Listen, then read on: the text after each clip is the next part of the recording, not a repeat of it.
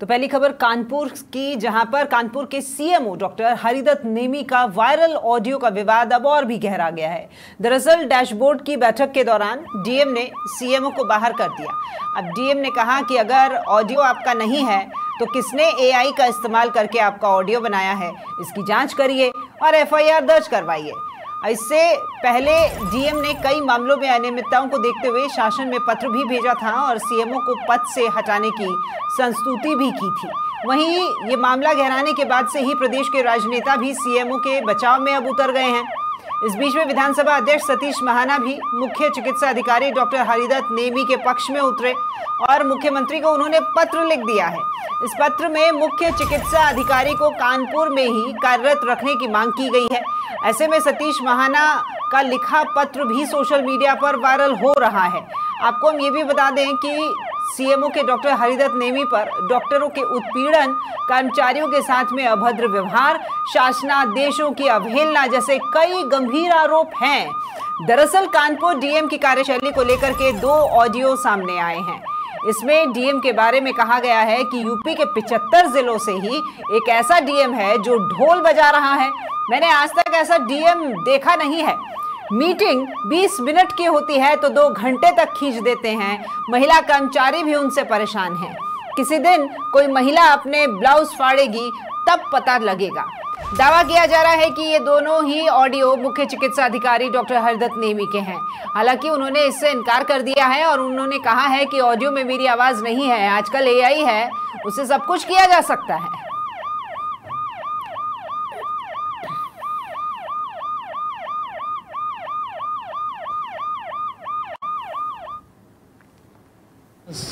वंदना सिंह जो वो है एसएफओ, ये अपने को पीसीएस से बताती हैं।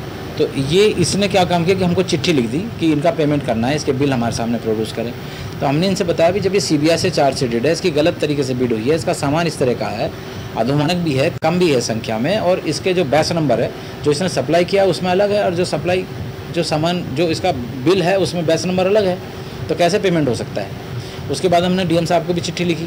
तो वो एसएफओ ने हमको 2-3 बार चिट्ठी लिखी, लेकिन हमने उसके की वजह पर डीएम साहब को लिखा कि ये महिला जो सीनियर फाइनेंस ऑफिसर है, इनसे वंदना सिंह जी से इनसे काम लेना मुश्किल है, ये कहीं भी हमको फंसा सकती हैं। हमने डीएम साहब को चिट्ठी लिखी। डीएम साहब से हमने डिमांड की कि हमें कोई भी फाइनेंस का आदमी एक दे दिया जाए, कोई सहायक लेखा अधिकारी। तो उधर से साहब ने हमको, अभी तक हमारी चिट्ठी गई भी, उसका कोई जवाब नहीं है। खैर वो जो भी था, उसके बाद में हमने ये शिकायत हुई, जेएम फार्मा वाला बराबर करता रहा, वो कोर्ट में चला गया है। 2-3 बार उसके जो वकील है प्रेजेंट ही नहीं हो रहा है। कोर्ट से ऑर्डर हो गया कि दोबारा से बिड डाल दें, और बिड जब खुलेगी जब कोर्ट से ऑर्डर हो जाएगा। बिड डली हुई है उसकी। कानपुर के 2 अधिकारियों के बीच में काफी ज्यादा तनाव देखने को मिल रहा है। आलम यह है कि बस तलवारें ही निकलना बाकी हैं। आपको बता दें कि कानपुर के सीएमओ डॉक्टर हरिदत्त नेमी जब से कानपुर में आए तब से उनके ऊपर आरोप प्रत्यारोप लग रहे थे, जिसकी शिकायतें लगातार डीएम कानपुर जितेंद्र प्रताप सिंह के पास पहुंच रही थी, जिसके बाद जितेंद्र प्रताप सिंह ने डीएम कानपुर को हटाने के लिए शासन स्तर पर एक पत्र लिखा था।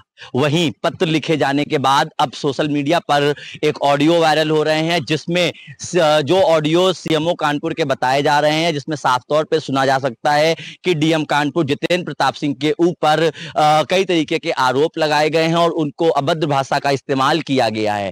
वहीं ऑडियो वायरल होने के बाद कल जब सभागार में बैठक थी तो डीएम कानपुर ने सीएमओ कानपुर को अपनी बैठक से बाहर जाने के लिए कहा, और उन्होंने कहा कि तुम तो एआई हो गए हो, पहले जाकर इस पूरे मामले की एफआईआर कराओ। इस पूरे मामले में डीएम के बाद सीएमओ ने अपना बचाव करते हुए एक फार्मास्यूटिकल कंपनी के ऊपर आरोप लगाया है।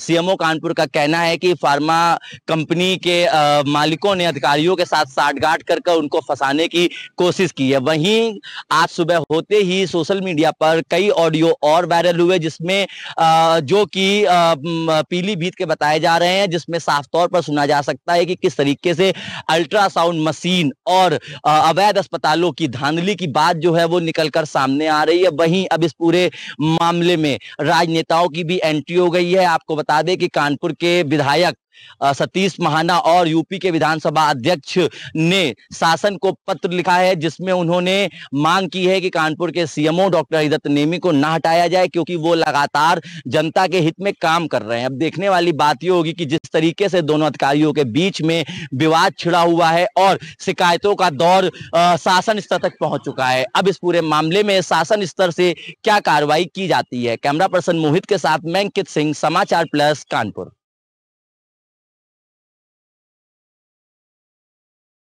हुआ है और उस ऑडियो को लेकर के सीएमओ साहब द्वारा कह दिया गया है कि आवाज नहीं है ये मेरी, आजकल एआई का जमाना है, कुछ भी हो सकता है।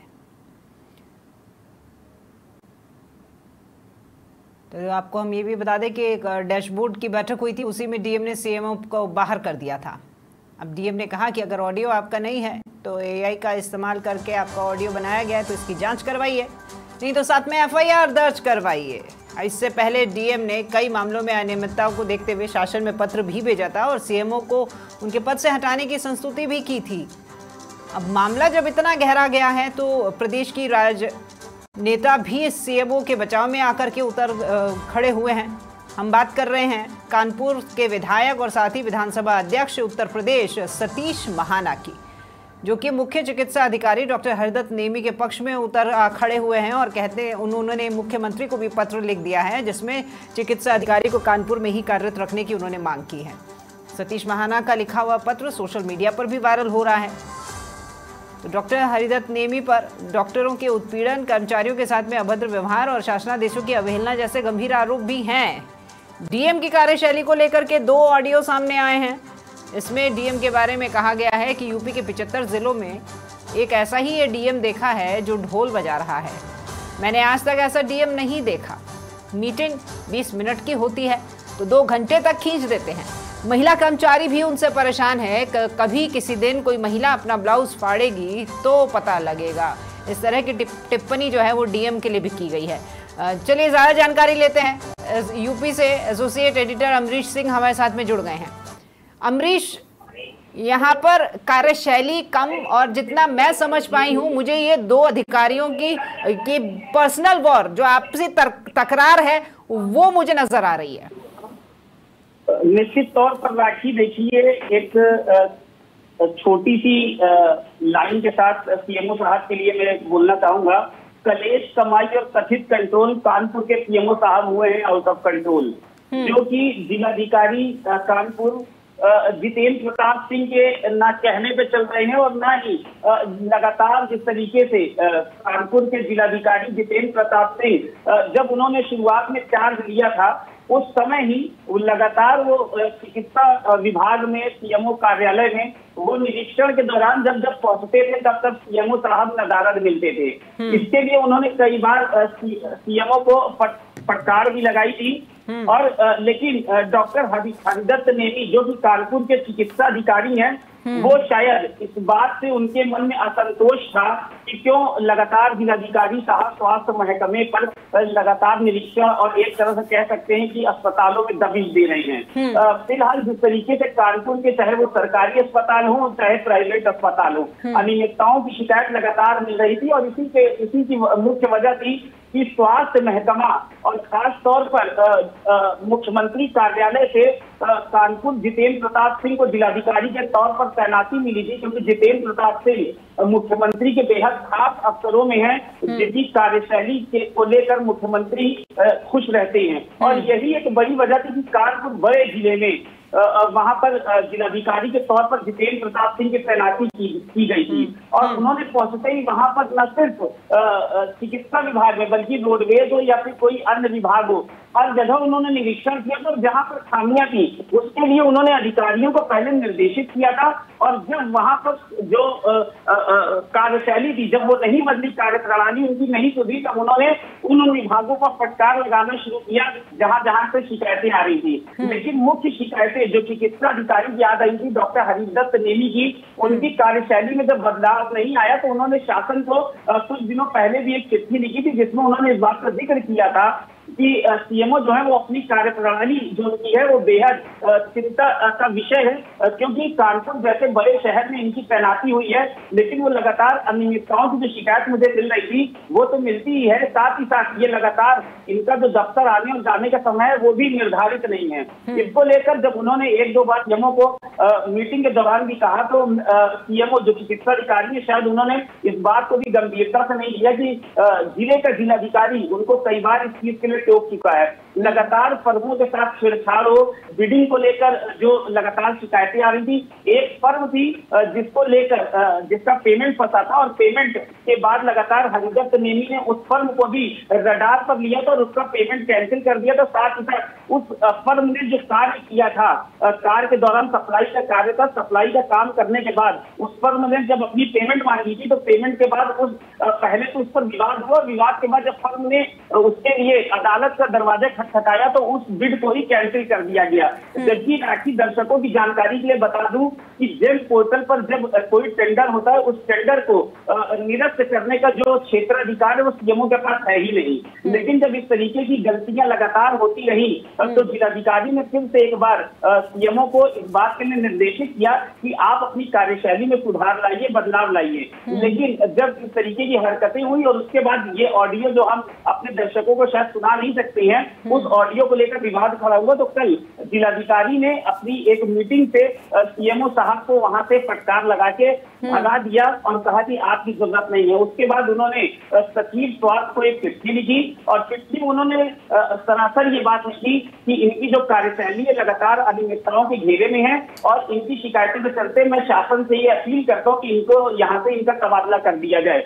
लेकिन थोड़ी देर बाद एक चिट्ठी और हमारे सामने आई जिसमें विधानसभा सतीश महाना ने लिखा था, विधानसभा अध्यक्ष सतीश महाना ने ये लिखा है उस चिट्ठी में कि सीएमओ साहब की जो कार्यशैली है, कार्यप्रणाली है, उससे यहाँ की जो जनता है वो बहुत खुश है और इनका तबादला ना किया जाए। अब यहाँ पर बात ये आती है कि नौकरशाही में और राजनेताओं के बीच में ही एक तलवार खिंच गई है, एक लाइन खिंच गई है, जहां पर जिले का अधिकारी, जिलाधिकारी ये कहता है कि इस अधिकारी की कार्यशैली या कार्यप्रणाली सही नहीं, इसका तबादला किया जाए, तो वही एक मुख्य पद पर आसीन विधानसभा अध्यक्ष ये कहते हैं कि इनकी जो कार्यप्रणाली है इससे जनता बहुत खुश है। आखिर किसकी बात में सच्चाई है, किसकी बात में सच्चाई नहीं है? जो ऑडियो वायरल होता है उस पर भी राखी ये कहती है चिकित्सा अधिकारी हरिदत्त नेमी की इसमें मेरी आवाज नहीं है। अगर ये आवाज उनकी नहीं है या उनको फंसाने की कोशिश की जा रही तो जो व्यक्ति इस ऑडियो में शामिल है, जिसने इस ऑडियो को वायरल किया, उसके खिलाफ क्यों नहीं जांच का विषय करते, क्यों एफआईआर नहीं करा रहे हैं चिकित्सा अधिकारी?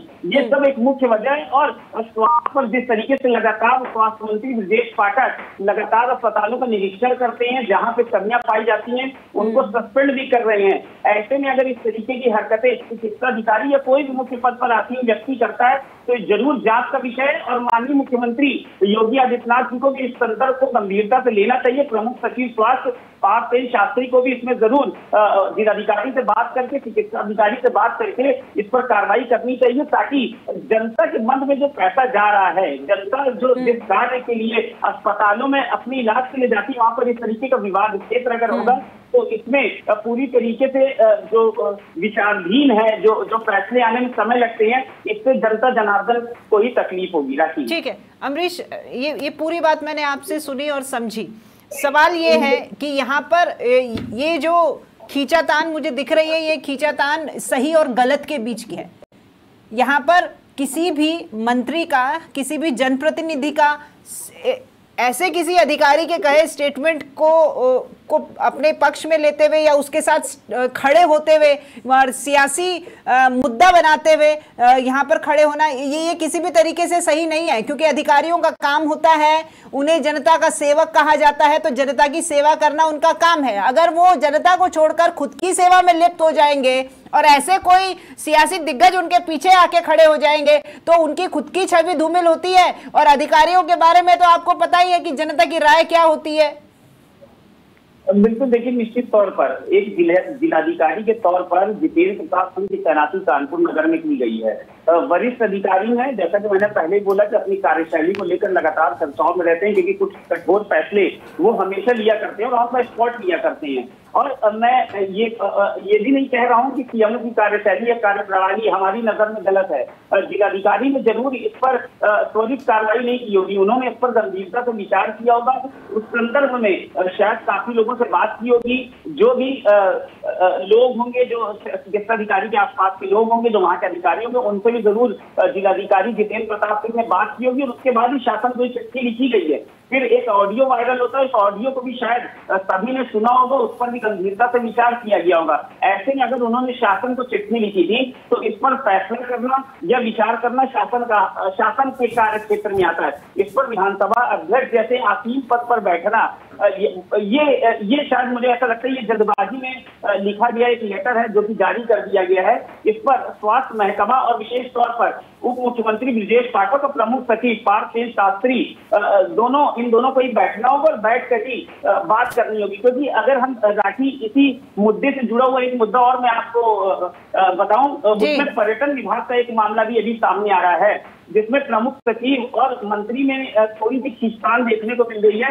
प्रमुख सचिव वहां पर भी पर्यटन मंत्री के पास जाते हैं, 15 अधिकारियों की लिस्ट पर अनुमोदन होता है कि इन 15 लोगों का ट्रांसफर होगा, लेकिन जब लिस्ट निकलती है तो सिर्फ 12 लोगों का ही नाम आता है, 3 लोगों का नाम उस लिस्ट से गायब कर दिया जाता है। आखिर जब पर्यटन मंत्री के पास तो पाई गई थी 15 लोगों का अनुमोदन था, तो लिस्ट 12 की क्यों जारी होती है? 3 व्यक्ति उसमें ऐसे, 3 अधिकारी ऐसे हैं जिस पर शायद जो पर्यटन के प्रमुख सचिव हैं उनका विशेष जो है वो कृपा है। तो इस तरीके के अगर फैसले जो है वो जनता के पास आएंगे, इस तरीके के जो लिस्ट जारी हो रही है और उसके बाद ये जो है वो मीडिया में चर्चाओं का विषय बनेगा, तो जरूर सरकार की छवि जो है वो धूमिल होगी। इस पर शायद सरकार को, प्रशासन को गंभीरता से विचार करना पड़ेगा।